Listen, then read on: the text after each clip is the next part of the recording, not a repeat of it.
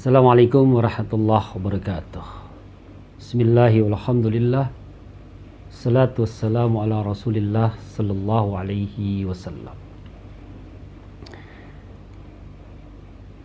Berbicara tentang lingkar pertama, kader dakwah di kota Mekah yang dirintis oleh murabbi hadhil ummah, murabbi umat ini yang pertama, yaitu baginda Rasulullah sallallahu alaihi wasallam. Siapa sajakah yang kemudian direngkuh oleh kehangatan beliau mentarbiyah umatnya, pertama kali yang beliau ajak meniti jalan dakwah dan risalah ini, maka tercatatlah awwalu man aslama, orang-orang yang pertama kali masuk Islam, dan kemudian disebut as-sabiqunal awwalun. Beliau mengawali ajakan dakwah dan tarbiyah ini pada orang-orang terdekat yang dicintainya. Beliau mulai dari istrinya Khadijah binti Khuwailid radhiyallahu anha. Bagaimana beliau mengawali sentuhan tarbiyah ini pada istrinya. Ini merupakan satu kisah yang cukup menarik untuk kita kenang. Diawali saat beliau baru saja menerima wahyu dari Allah Subhanahu wa taala, pengalaman ruhaniyah yang pertama kali, pengalaman spiritual yang beliau rasakan menggoncang jiwanya, menghantui pikirannya, sampai antara percaya dan tidak. Dengan pengalaman menerima wahyu di Gua Hiro, beliau pun bergegas pulang dan jujur berkata kepada istrinya sebagaimana yang diriwayatkan dalam hadis sahih riwayat Imam Muslim. Beliau berkata kepada istrinya, laqad khasyitu ala nafsi, sungguh aku merasakan adanya perasaan takut dan galau pada diriku sendiri.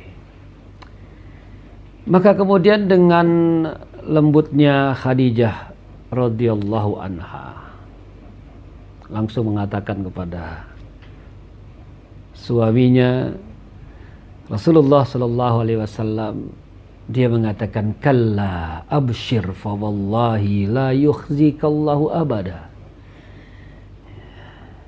Tidak usah sedih, justru bergembiralah.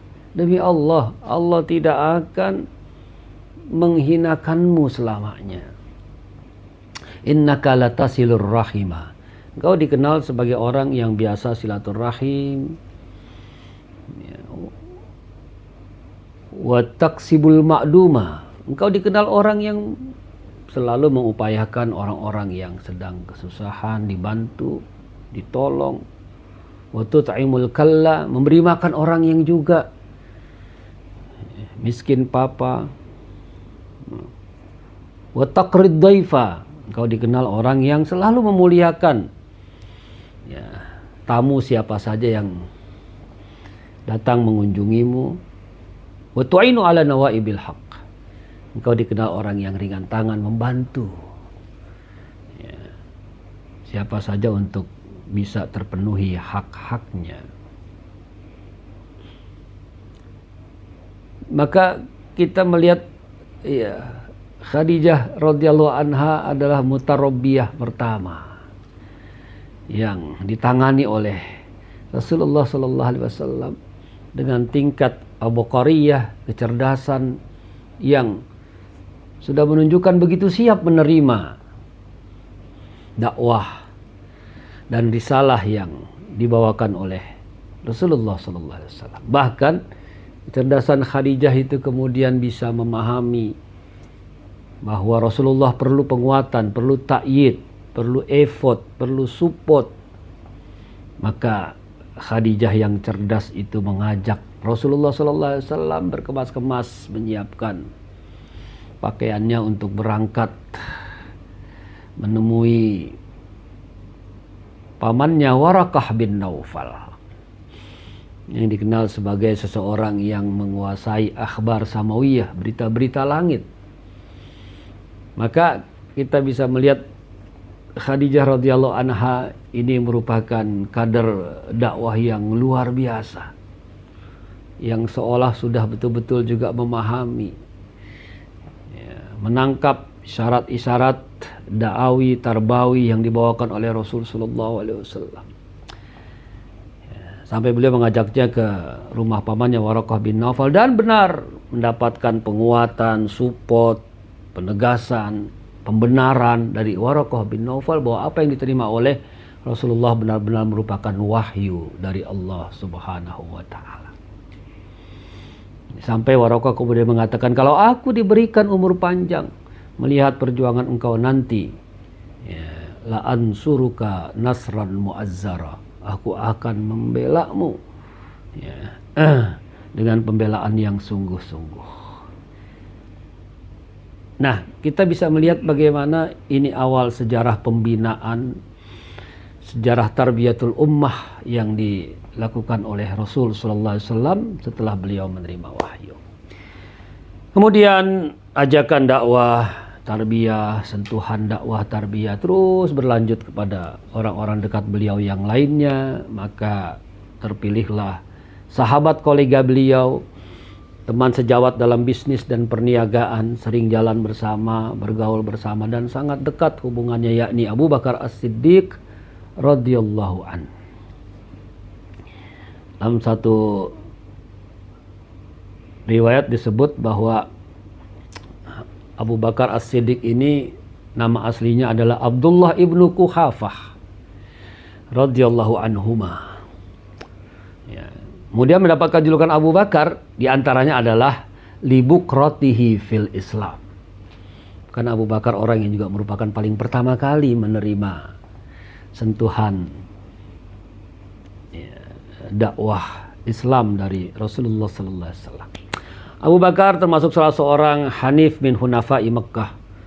Orang yang hanif, yang lurus, yang memang bersih jiwanya. Bahkan menurut riwayat Abu Bakar sama sekali tidak pernah mengkonsumsi khamar. Sehingga beliau orang yang tidak merasakan adanya kesulitan untuk menerima dakwah dan tarbiyah ini. Maka terpilihlah Abu Bakar awwaluman aslama minar rijal, orang yang pertama kali menerima Islam dari kalangan laki-laki dewasa. Kemudian Rasulullah SAW juga merangkul, mengajak ponakannya yang paling dicintainya, Ali bin Abi Thalib, untuk menerima ajakan dakwah dan tarbiyah ini.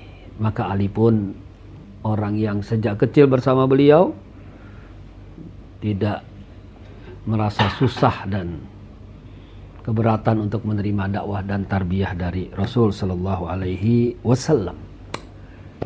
Bahkan Ali bin Abi Thalib menunjukkan sebuah kecerdasan, kemandirian, kemerdekaan, Jadi dia memiliki sikap tajarrud dalam pendiriannya, dalam fikrahnya.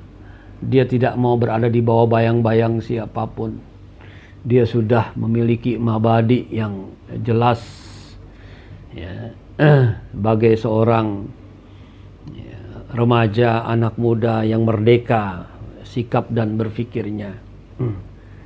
Karena itu ketika Ali bin Abi Thalib dalam satu riwayat disuruh untuk minta izin sama ayahnya Abu Thalib dalam hal dia mengikuti Rasul sallallahu alaihi wasallam,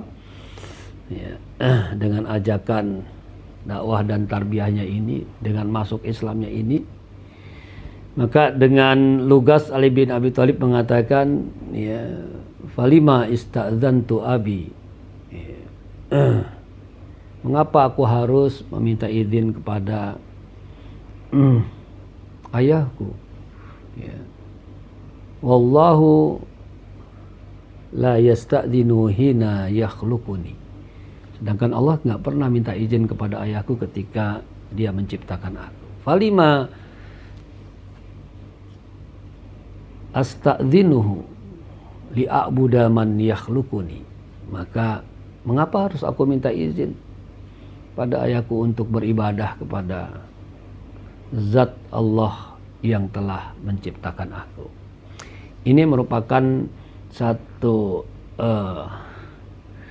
gambaran tentang kebersihan hati, pikiran Ali bin Abi Thalib yang dibesarkan, dididik sejak kecil bersama Rasulullah SAW.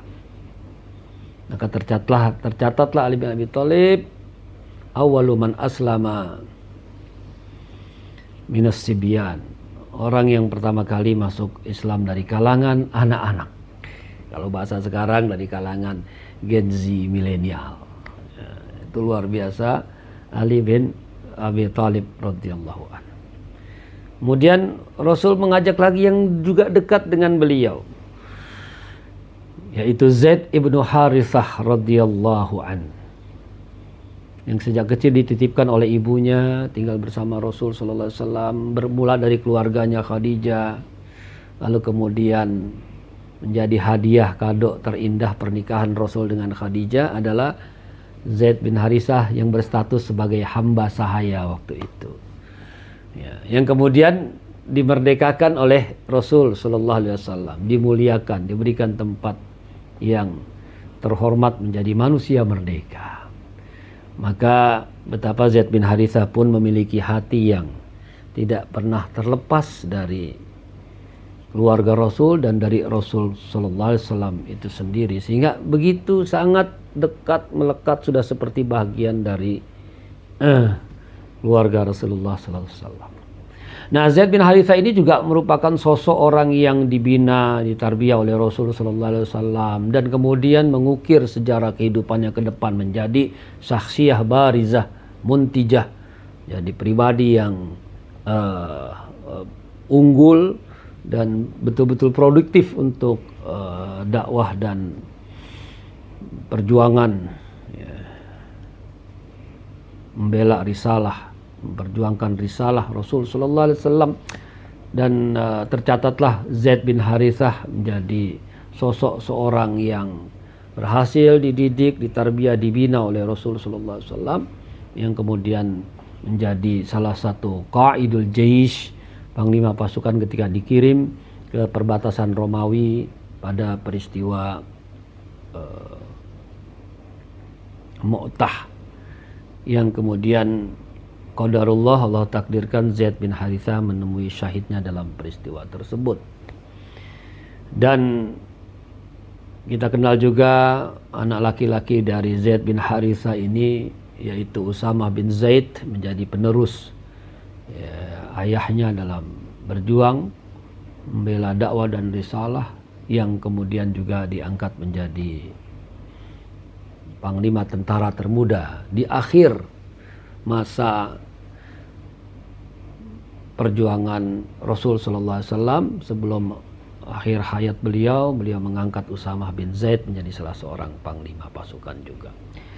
Ini menunjukkan tentang mata rantai pembinaan tarbiyah yang luar biasa yang dicontohkan oleh Rasul sallallahu alaihi wasallam. Oleh karena itu, keempat sosok inilah yang merupakan gerbong pertama dari seluruh